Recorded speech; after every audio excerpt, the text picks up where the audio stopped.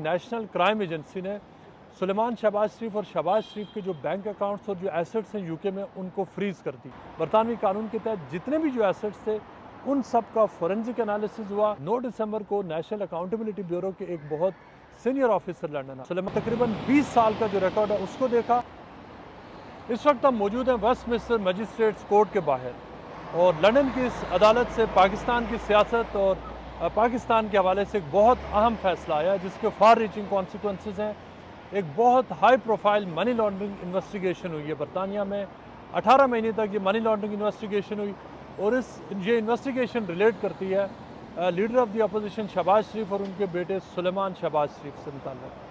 ये इस इंक्वायरी का बैकग्राउंड ये है कि हुकूमत पाकिस्तान की दरख्वास्त पर दिसंबर 2019 को, जो आज पहली बार जब आपको जो जियो पे मैंने ख़बर ब्रेक की है और एक्सक्लूसिव डिटेल्स उसमें शेयर की कि किस तरह से जब पाकिस्तान की तरफ से जो रिक्वेस्ट आई और यहाँ की नेशनल क्राइम एजेंसी ने सुलेमान शहबाज शरीफ और शहबाज शरीफ के जो बैंक अकाउंट्स और जो एसेट्स हैं यूके में उनको फ्रीज़ कर दिया। फ्रीजिंग ऑर्डर यहाँ से इशू हुए 19 दिसंबर 2019 को। वेस्टमिंस्टर मजिस्ट्रेट कोर्ट के एक जज हैं, उन्होंने फ्रीजिंग ऑर्डर्स में ये कहा कि सुलेमान शहबाज के जितने भी अकाउंट्स हैं वो फ्रीज़ होने चाहिए, शहबाज शरीफ के होने चाहिए और उसके साथ साथ उन्होंने नेशनल क्राइम एजेंसी को ये पावर दी कि वो 3 इश्यूज़ के ऊपर वो इंक्वायरी करें जिसमें मनी लॉन्ड्रिंग आती है, क्रिमिनल कंडक्ट आता है और फ्रॉड आता है। 18 महीने की इस इन्वेस्टिगेशन के बाद अब जो डॉक्यूमेंट हमने रिलीज़ किए हैं उसमें देखा जा सकता है कि जो ये कोर्ट है इसमें एक जो अनफ्रीजिंग ऑर्डर इशू है जिसमें नेशनल क्राइम एजेंसी ने जिसने तहकीकात की उसने कोर्ट को ये बताया कि उन्होंने जो तकरीबन 1.5 साल 18 महीने जो उन्होंने इन्वेस्टिगेशन की उस इन्वेस्टिगेशन के दौरान उन्होंने तकरीबन 20 साल का जो रिकॉर्ड है उसको देखा। उस पूरे जो रिकॉर्ड है उसका जो फोरेंसिक इन्वेस्टिगेशन हुई, क्रिमिनल फोरेंसिक इन्वेस्टिगेशन के बाद ये इस्टेब्लिश हुआ है कि शहबाज शरीफ और उनके बेटे ने मनी लॉन्ड्रिंग नहीं की, उन्होंने क्रिमिनल कंडक्ट नहीं किया और ये कि उनके जो एसेट्स हैं, उनके जो पैसे हैं उसमें उनको कहीं पर जो एलिगेशन हुकूमत पाकिस्तान की तरफ से लगाए गए थे वो इस्टेब्लिश नहीं हुए। हम आपको जिस जज ने ऑर्डर इशू किए उनका हम नाम बता रहे हैं, कोर्ट ऑर्डर आपको दिखा रहे हैं। ये कोर्ट ऑर्डर इससे जो हुकूमत पाकिस्तान जो एक्सेप्ट करती है कि इन्वेस्टिगेशन हो रही थी और ये कि फ्रीजिंग ऑर्डर के हवाले से उनको पता था, लेकिन ऑब्वियसली इस खबर को इससे पहले कोई सामने नहीं लाया था। लेकिन जो केस है ये बहुत ही इंटरेस्टिंग है। जो 19 दिसंबर को जो फ्रीजिंग ऑर्डर जारी हुई उससे पहले 9 दिसंबर को नेशनल अकाउंटेबिलिटी ब्यूरो के एक बहुत सीनियर ऑफिसर लंदन आए और उन्होंने यहाँ पर आकर एक मुलाकात की। जो मुलाकात उनकी हुई जो नेशनल क्राइम एजेंसी की जो इंटरनेशनल करप्शन यूनिट है उसके हेड हैं उनके साथ हुई। अब मुझे उस होटल का भी पता है जहाँ पर ये मुलाकात हुई और 2 घंटे की इस मुलाकात में नेशनल अकाउंटेबिलिटी ब्यूरो ने शहबाज शरीफ के ख़िलाफ़ और सुलेमान के ख़िलाफ़ पूरा केस सेट आउट किया और उसमें जो फंडामेंटल जो उसमें एलिगेशन थे और उसके हवाले से एक डॉक्यूमेंट भी हमारे पास मौजूद है जिस डॉक्यूमेंट में जो मिनट्स हैं जो नेशनल क्राइम एजेंसी के ने जो उस वक्त मिनट्स लिए उस मिनट्स में बताया गया कि ये जो 12 उसमें 9 दिसंबर 2019 की आफ्टरनून को जो मीटिंग हुई जिसमें डायरेक्टर जनरल थे नैब के वो आए और उसमें उसकी पूरी तफसीलात क्या हैं हम उसको बाद जो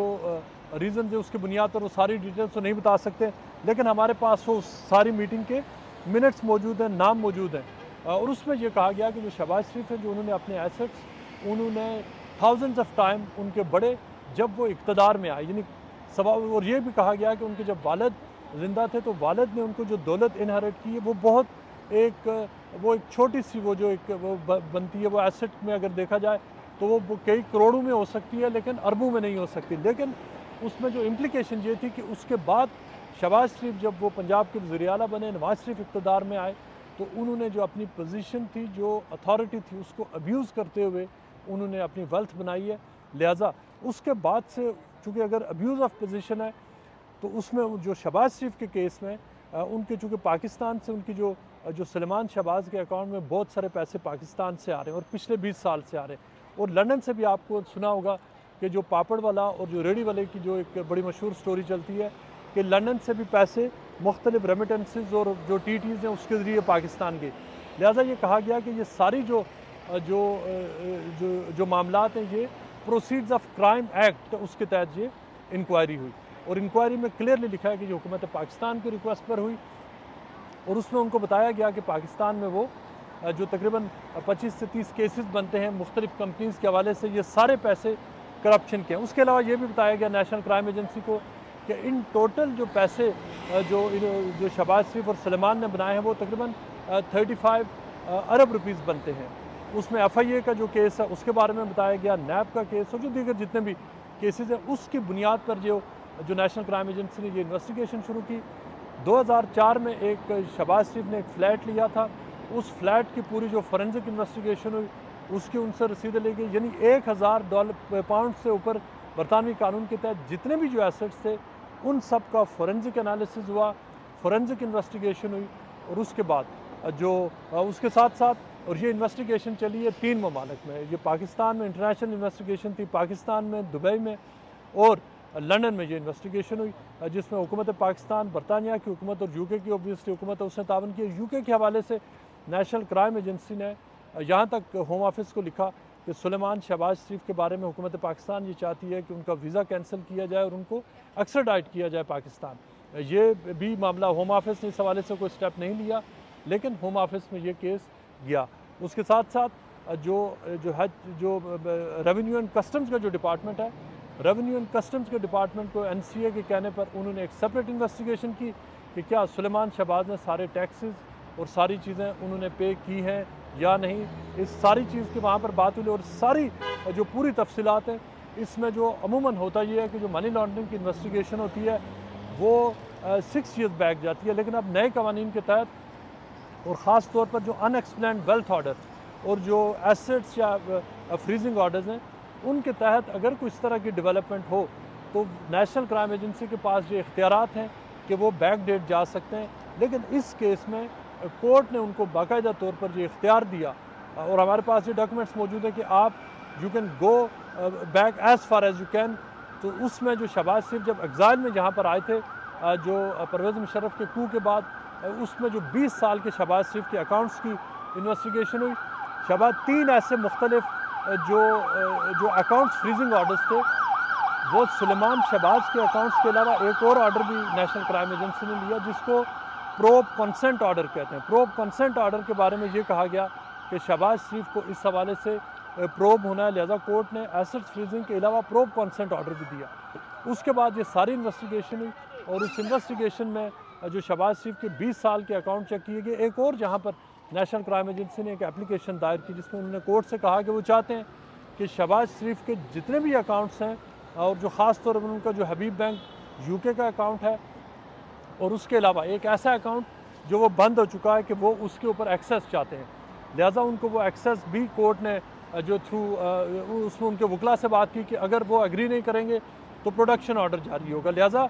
उस सारे कोर्ट ने वो भी अलाउ किया। लिहाजा ये उसके बाद जितनी भी ये सारी इन्वेस्टिगेशन उसके बाद अब कोर्ट में उन्होंने लिख कर ये दिया है नेशनल क्राइम एजेंसी ने कि जो एसेट्स को 1.5 साल तक फ्रीज़ किया गया था वो फ्रीजिंग ऑर्डर सेट असाइड किया जाए। और ये कि नेशनल क्राइम एजेंसी जो उन्होंने ये पर्टिकुलर जो इन 3 एरियाज़ की जो इन्वेस्टिगेशन की वो उसको